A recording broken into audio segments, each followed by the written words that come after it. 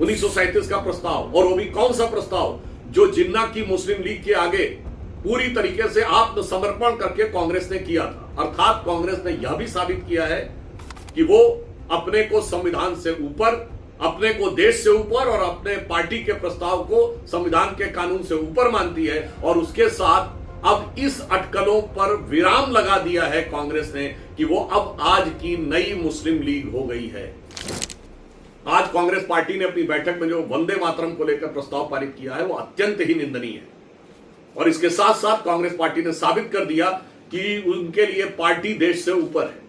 इसलिए देश के संविधान के द्वारा प्रदत्त शक्ति के साथ संसद से पारित कानून से बड़ा है उनका कार्य समिति का प्रस्ताव, और वो भी कब? गुलामी के कालखंड की कार्य समिति, 1937 का प्रस्ताव, और वो भी कौन सा प्रस्ताव जो जिन्ना की मुस्लिम लीग के आगे पूरी तरीके से आत्मसमर्पण करके कांग्रेस ने किया था। अर्थात कांग्रेस ने यह भी साबित किया है कि वो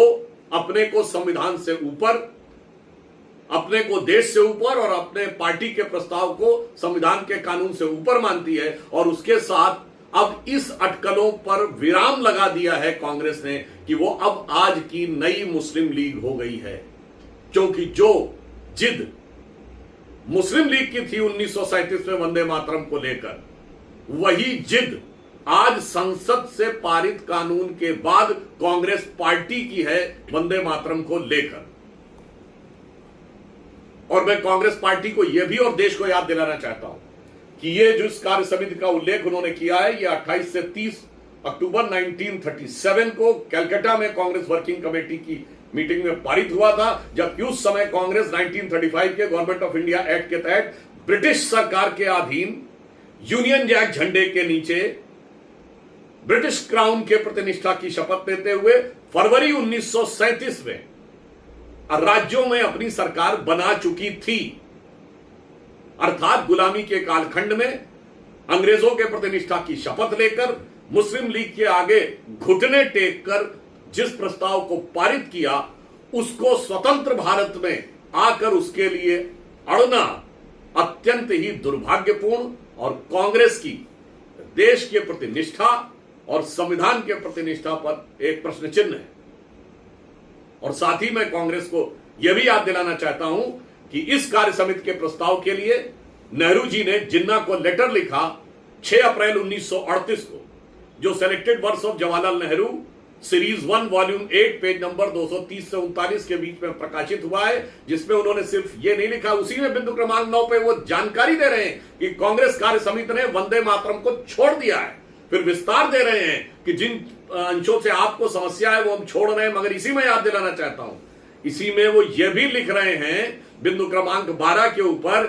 कि भारत के तिरंगे के साथ साथ हमने जो एडॉप्ट किया तिरंगे के साथ साथ मुस्लिम लीग के झंडे को भी समान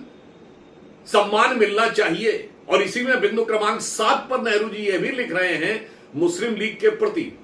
समर्पण करने की पराकाष्ठा है कि वो लिख रहे हैं कि सार्वजनिक रूप से काउ स्लॉटर यानी गो हत्या के लिए सार्वजनिक रूप से पूरी तरह अनुमति होगी। उन्होंने ये लिखा है कि मुस्लिमों के लिए सेपरेट इलेक्टोरेट होंगे,